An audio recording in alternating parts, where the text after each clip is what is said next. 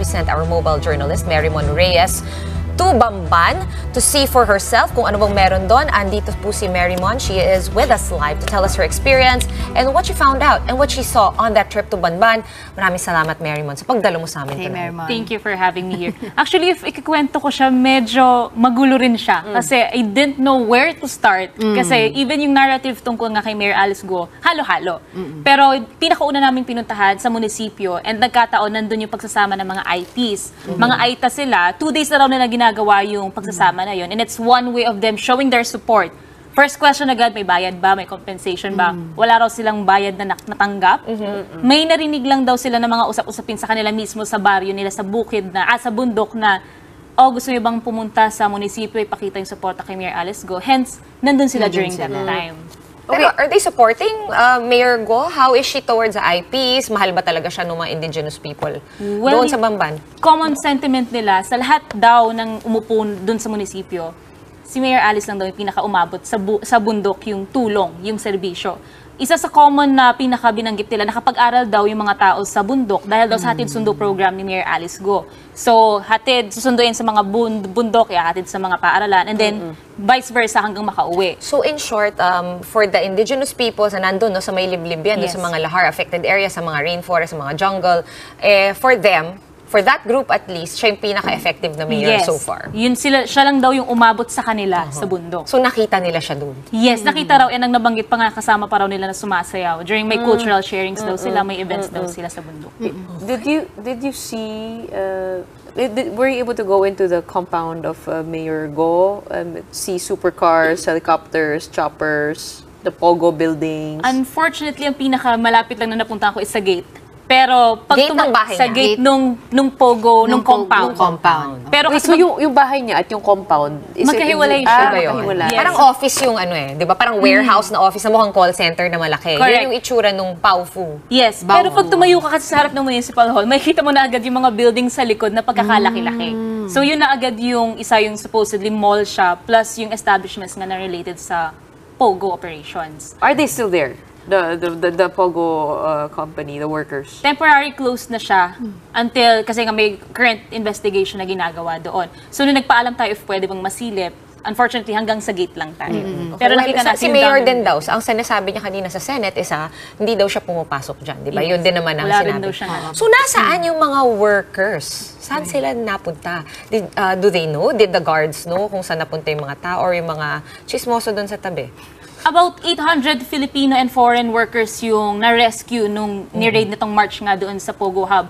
165, yun yung mga dineport na Chinese workers. While the rest, currently under investigation pa sila. Pero ang claim kasi dito, meron nga daw itong kinalaman sa fraudulent activities, love scam, cryptocurrency, and others alike. Kaya ngayon, even yung anti-cybercrime group ng PNP, ang ginagawa nila ngayon is iimbestigahan, i-confiscate yung mga computers to check if meron ba talagang kinalaman itong hubs dun sa fraudulent activities. You mean to say, nung ni-raid nila nung March, kinuha nila yung mga tao, hindi nila, kumbaga, kinuha yung mga computer as evidence? May reports kasi from a Vietnamese national na naka-escape daw doon sa hub.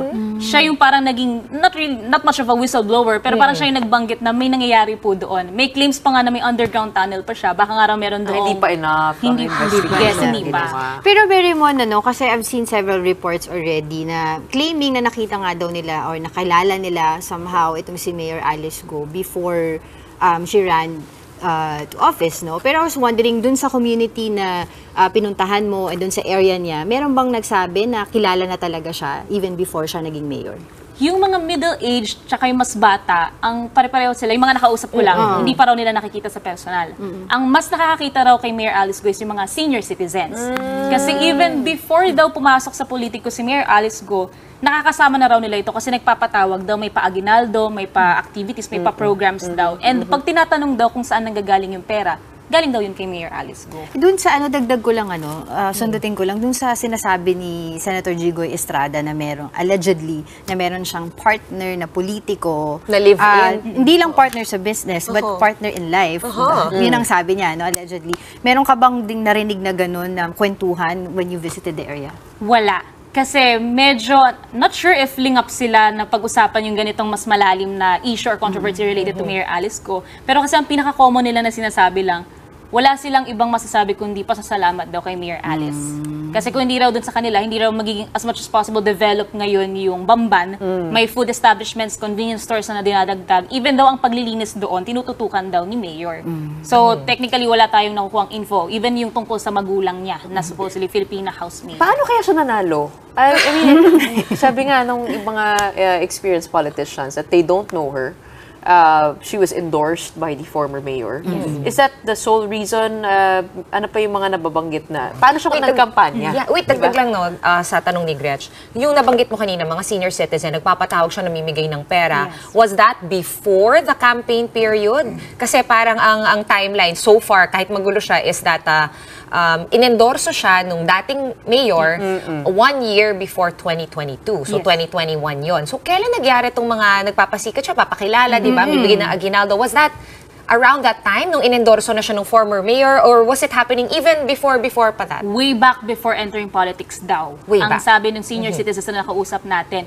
And for the others na nakausap natin, yung isang bukid daw kasi sa Bamban Tarlac, dun daw nakatira din or nakikita si Mayor Alice nung bata pa raw siya. So, may nakakakita sa kanya? piggy? Di bata siya? Ito ba yung Ito yung farm. Ito yung farm. Yes, ito yung farm.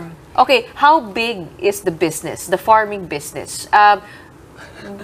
Because there are already viral posts citing how she can afford A chopper. a chopper, 12 cars. supercars, 20 cars. also her clothes, Branded di ba? Puro bags, branded bags, clothes, clothes, everything. shoes. How big is the farm business? Actually, funny thing is, habang hinahanap natin kahapon kung saan ba yung piggery, iba-iba rin sila ng tinuturo. Pero turns out, nadadaanan na pala namin somewhere in Tarlac, in Bamban Tarlac, yung piggery nila. High-gated siya eh. Cement-gated siya. So, hindi mo siya masisilip technically kung ano bang meron sa loob. Pero mukha maamoy pa mo siyang na malaki. piggery siya. Mahaba siya. So, malaki So, siya. hindi mo siya matatatsya kung gaano kalawak, pero mahaba siya. And then, so, you could just estimate kung gaano karami ba yung mga babuyan na nandun sa loob. So, Ganun malaki. It's a big operation. Yes. Kung ikukumpara mo dun sa mga other hog racing farms beside, ayan, nakikita natin sa video, yan yung tinutukoy ni Mary Mon, no, na kung saan lumaki si, or yung hog farm ng Guo family, na supposedly, I'm assuming, yan yung sinasabi niya, na dyan siya lumaki buong buhay niya Well, inside. somewhere near daw dyan, yung tirahan niya. Yun nga, medyo iba-iba eh. When we're Okay. asking around kung saan po ba nakatira, wala tayong clear answer. Pero ang malino pa lang, yan daw yung supposedly na piggery ni Mayor Alice kung saan siya kumukuha rin daw ng funding when she was running for mayor in Bamban Tarlac. Pero yung tatay niya, kilala sila. Kilala yung tatay niya dyan. Well, wala silang binanggit sa atin na information tungkol sa parehong magulang ni Mayor Alice Go. Ang main focal point nila, Is si Mayor kilala lang. daw nila si Mayor Alice. Okay, so bottom line is, merong nakakakita sa kanya, merong nakakaalala sa kanya from childhood. And matagal na siyang nagbibigay ng aginaldo Hindi, sa mga ang kwento naman niya kasi, di ba, na lumaki siya doon sa loob ng farm. Yes. Tago. Natago. Tago siya. Si Teacher Rubilin, nahanap mo. Hindi rin po. Sinubukan namin hanapin, nagtanong-tanong kami, pero wala silang idea. Si mother figure, nahanap mo ba? Nagtanong din kami tungkol dyan, pero wala rin daw silang idea sa pagkakakilanlan nito kung saan daw siya pwedeng nagtatago or nakatira. Wala silang idea.